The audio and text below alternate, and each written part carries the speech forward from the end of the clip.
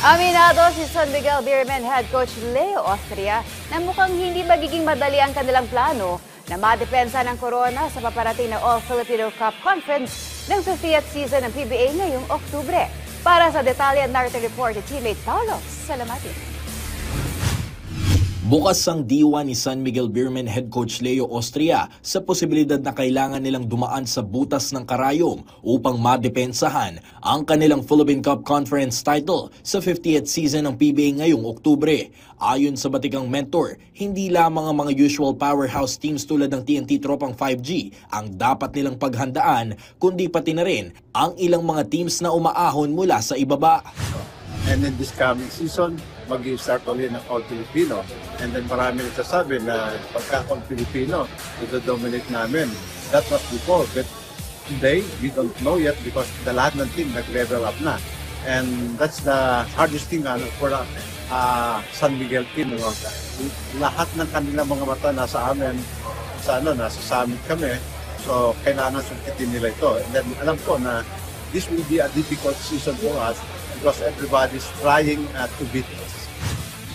Binanggit din ni Austria ang Converge Fiber Xers na matagumpay sa mga tune-up games kasama ang kanilang rookie na si Juan Gomez de Liano. Kasabay nito, hinangaan din niya ang pag-improve ng mga ilang koponan gaya ng Rain or Shine Elasto Painters at Meralco Bolts na pare-parehong lumakas ang roster sa tulong ng mga veteran players at collegiate standouts.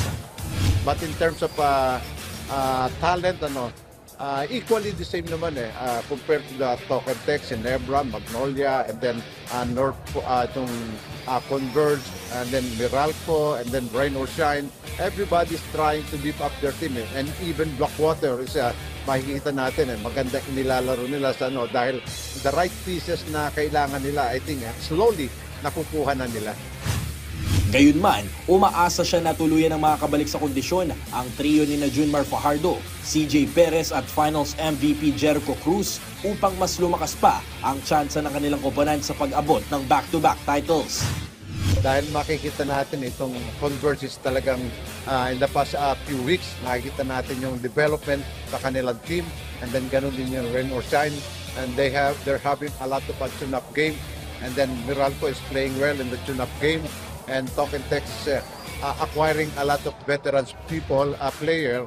So I think that's simply reason nila is they're always looking the San Miguel as the team to beat.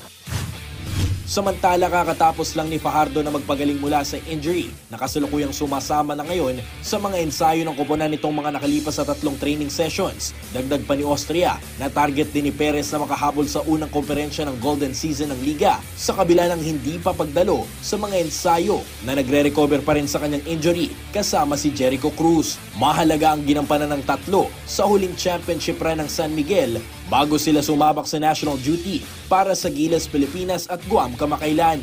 Paulo Salamatin para sa Atletang Pilipino para sa Bagong Pilipinas.